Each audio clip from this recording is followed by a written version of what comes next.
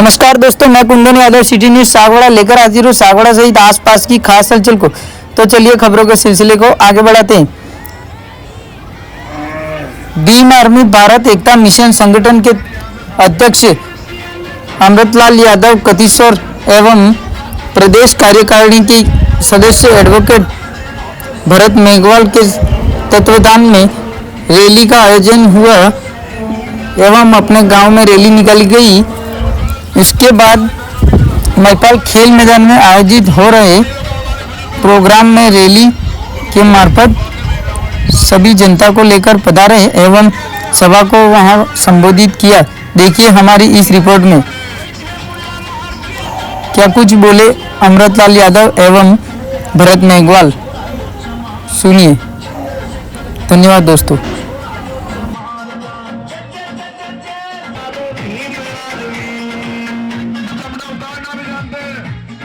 उसकी जूती बजाना भी जानते हैं और वक्त आने पर उसकी जूती को किसी के सर पे मारना भी जानते हैं। मूल निवासी हम भारत के फिर भी बैठे हुए थे, गड़ा पाप का भर गया से हम भूत सबर खिलती हुए थे, गड़ा पाप का भर गया से हम भूत सबर खिलती हुए थे। बाबा साहब अमर रहे, बाल से तुम आए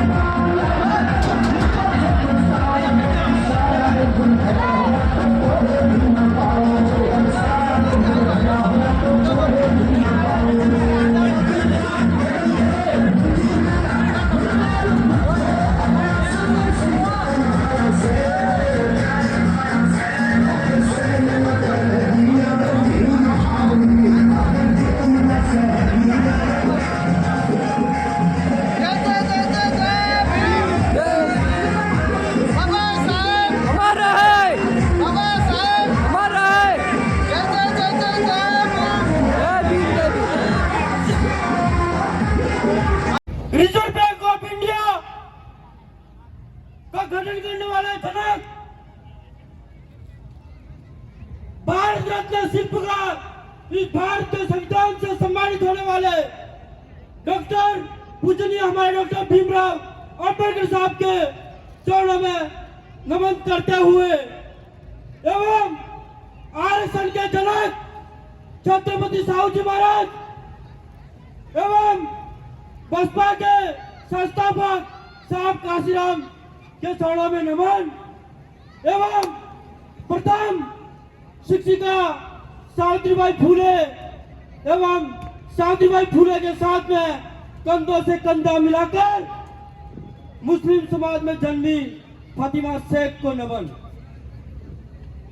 साथियों, मेरे सभी सम्मानित साथियों, आज हमारे समाज के साथ में आज भी उत्पीड़न शोषण होता है।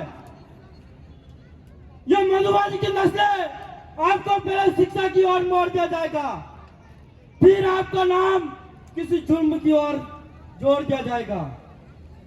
मेरे सम्मानित साथियों, आप हाथ से हाथ की जंजीरों को बढ़ाकर आप चला करो, नहीं तो किसी दिन कच्चे धागों की तरह तोड़ दिया जाएगा आपको। मेरे सम्मानित साथियों, अगर मैं किसी चौराहे पर अगर देखता हूं तो एक चमचमाती हुई मुझे मूर्ति नजर आती है। वो मूर्ति हमारे B.R. अम्बेडकर साहब की आपके सामने दिख रही है। वो मूर्ति जो एक और इशारा कर रही है अंगुली का, और हाथों में वो किताब है भारतीय संविधान की। वो अंगुली का जो इशारा है, बाबा साहब कह रहे हैं कि अंगुली की ओर जो इशारा करते हुए कह रहे हैं कि उठो, जागो और संसद पर कब्जा करो। बाबा साहब कह रहे हैं कि ए मेरे समाज के लोगों, आपके बच्चों को बताओ कि हमें इस संसद पर कब्जा करना है। मेरे समाज के लोगों,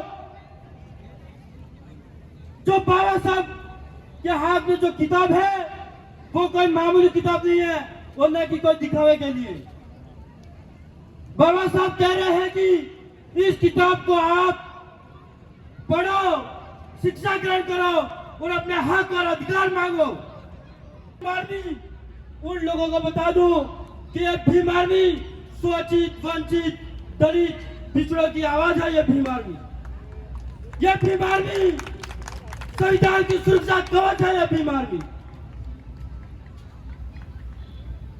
आज इस पंडाल में मुझे महिला शक्तिकरण जो यहाँ दिखी, इसके लिए हमारा मैडम ने हमारा भला किया और हमको पाने दो क्या।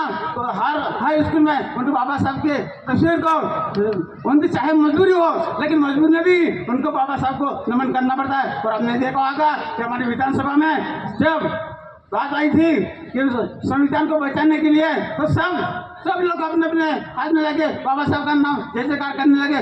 लेकिन वो चाहे मजबूरी हो या कुछ भी हो, लेकिन हमें हमारे विचारधारा को छोड़ना है। हमें इस विचारधारा को आगे बढ़ाने का हमेशा काम करते ही रहना चाहिए। तब जाके हमारी विचारधारा सफल होगी। इसी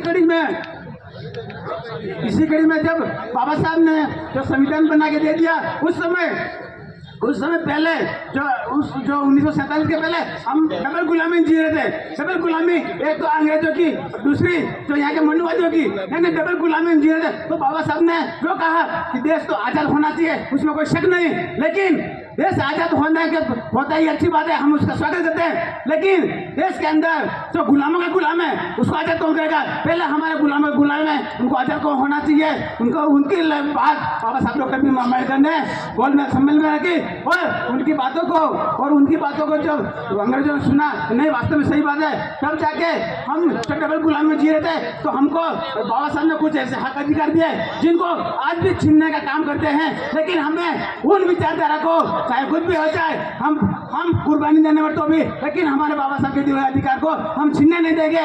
हक अधिकार की लड़ाई में निमंत्रण नहीं भेजे जाते। हम जमीन जिंदा हो दौड़ के चले आते। तो हमारे कहीं भी अगर एकता की दिखानी पड़े तो SC/ST भाई हम मिलकर लड़ेंगे और जीतेंगे। अगर हम मिलकर लड़ेंगे तो आने वाले समय हमारे लिए बहुत खराब है, वापस गुलामी की बेड़ी आ जाएगी। लेकिन हमें कुछ भी करके कुछ भी हो जाए, लेकिन हमें हक अधिकार सुरक्षित रखने हैं।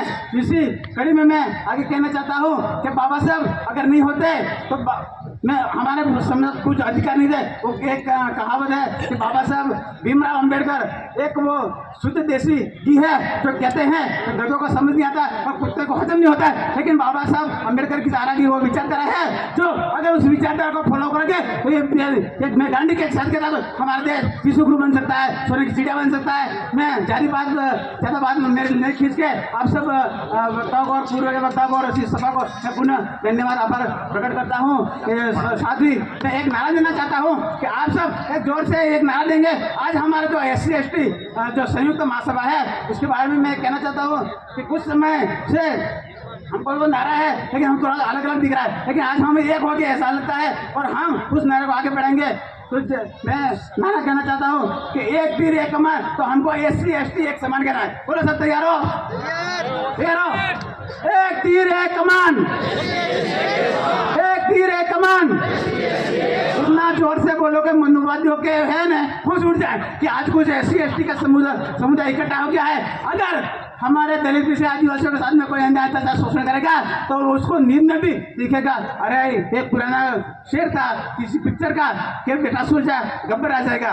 लेकिन इस सभा में चंद्रशेखर भाई आजाद दलित पिछड़े शोषित वंचितों के वो मसीहा बन गए।